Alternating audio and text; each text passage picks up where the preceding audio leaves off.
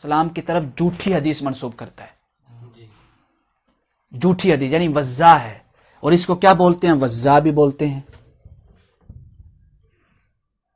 اس کی حدیث کو کیا کہتے ہیں؟ حدیث متروک، موضوع یا متروک؟ موضوع، حدیث موضوع، یعنی موضوع کا مطلب کیا ہے کہ کذب ہے یا راوی کیا ہے؟ کذاب ہے۔ اس حدیث کے اوپر بعض اوقات محدثین کیا اطلاق کرتے ہیں؟ حدیث منکر۔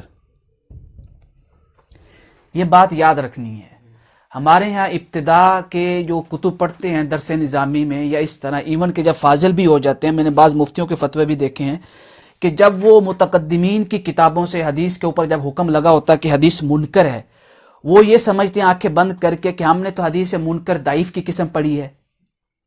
کلیئر؟ ان کو یہ نہیں ہوتا کہ حدیث منکر کا جو اطلاقات ہیں، تین میں سے ابھی اب بیان ہو جائیں گے، تین اطلاقات میں سے متقدمین جو محدثین ہیں وہ منکر کا اطلاق موضوع حدیث پہ بھی کرتے ہیں۔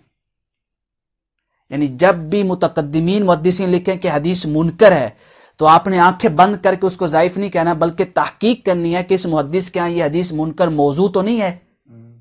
جیسے علامہ ابن عساکر، ابن ابی حاتم اور دیگر محدثین جو ہیں حدیث منکر کو حدیث موضوع کے معنی میں استعمال کرتے ہیں۔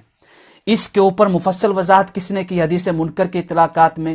علامہ عبدالحی لکھنوی رحمہ اللہ نے کس کتاب میں؟ الرفع والتکمیل فی الجرح والتعدیل، انہوں نے فصل باندھی ہے حدیث منکر یعنی لفظ منکر کے اطلاقات کی۔ اس کے اوپر پھر جو تحقیق ہے شیخ عبدالفتاح ابو غدہ الازہری، یہ شریعہ کے خریج ہیں، یعنی شریعہ کے گریجویٹ ہیں، کلیہ شریعہ جو ہے ڈپارٹمنٹ ازہر کا، انہوں نے اس کے اوپر جو تحقیق کی تو اس میں مفصل مزید وضاحت کی شیخ عبدالفتاح ابو غدہ نے۔ شیخ عبدالفتاح ابو غدہ نے اس کتاب کی تحقیق میں کہا کہ میں نے موضوعات صغرا جو ملا علی قاری کی کتاب ہے جو تحقیق کی ہے، اس کے اندر میں یعنی تقریباً جو ہے یہ 100 کے قریب مثالیں لائی ہیں کہ جن احادیث میں محدثین نے منکر کو موضوع کے معنی میں استعمال کیا ہے۔ صرف وہی نہیں، صرف اپنے دعوے پہ دلیل کے طور پہ اتنی مثالیں لائی ہیں، وہ حسر کے طور پہ نہیں ہے بلکہ بطور دلیل ہے کہ یہ دلیل ہے کہ محدثین منکر کو موضوع کے معنی میں بھی استعمال کرتے ہیں۔ تو سب سے مفصل وضاحت پڑھنی ہے تو علامہ عبدالحی لکھنوی صاحب کی۔ پھر یہ کہ جیسے ابن عساکر میں یہ جو قصہ ہے سیدنا ابوبکر صدیق رضی اللہ تعالی عنہ کا کہ بیان کیا جاتا ہے اکثر جلسوں میں کہ جب میں فوت ہو جاؤں مجھے غسل دینے کے بعد سب کچھ کرنے کے بعد جو ہے